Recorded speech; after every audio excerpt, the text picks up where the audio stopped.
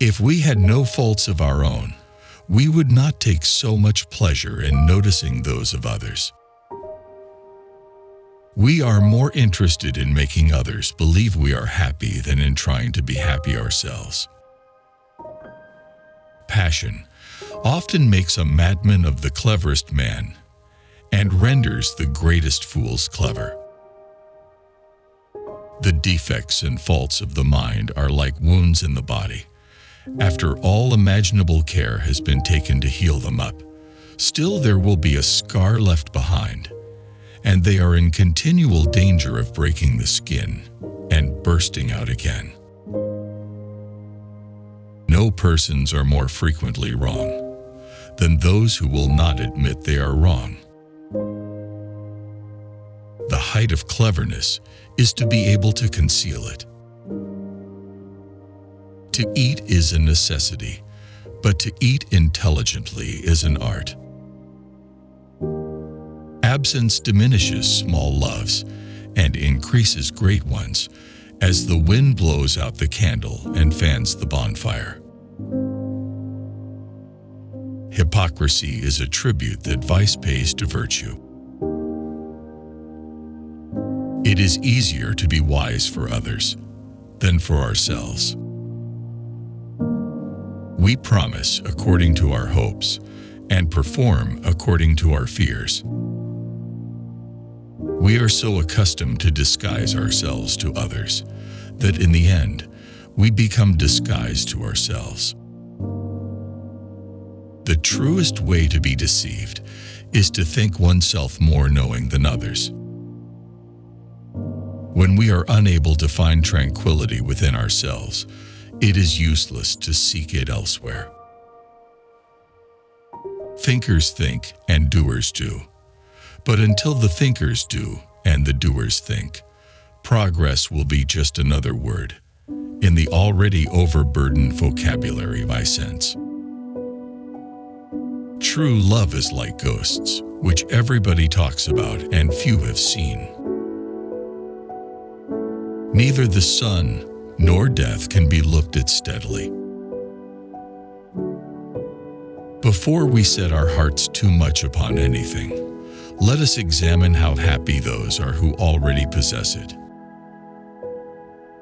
In love, we often doubt what we most believe. We would often be ashamed of our best actions if the world only knew the motives behind them. Second-rate minds usually condemn everything beyond their grasp.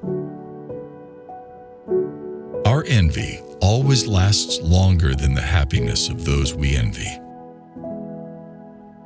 How can you expect another to keep a secret if we have been unable to keep it ourselves? Everyone complains of his memory, and no one complains of his judgment. One cannot answer for his courage when he has never been in danger.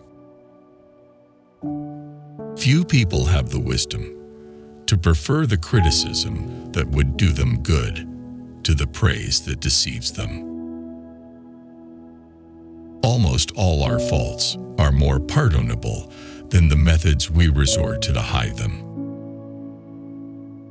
There are some people who would never have fallen in love if they had not heard there was such a thing. We rarely think people have good sense unless they agree with us. A refusal of praise is a desire to be praised twice. We only confess our little faults to persuade people that we have no big ones. It is with true love, as with ghosts and apparitions. Everyone talks of it, and scarcely anyone has seen it.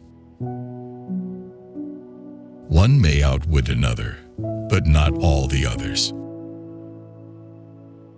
Listening well and answering well is one of the greatest perfections that can be obtained in conversation. We have no patience with other people's vanity because it is offensive to our own. We forgive so long as we love. He who lives without folly is not as wise as he may think.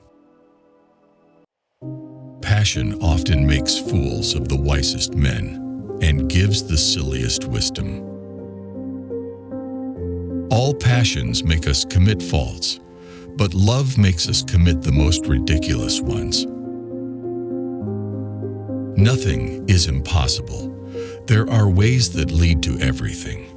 And if we had sufficient, well, we should always have sufficient means.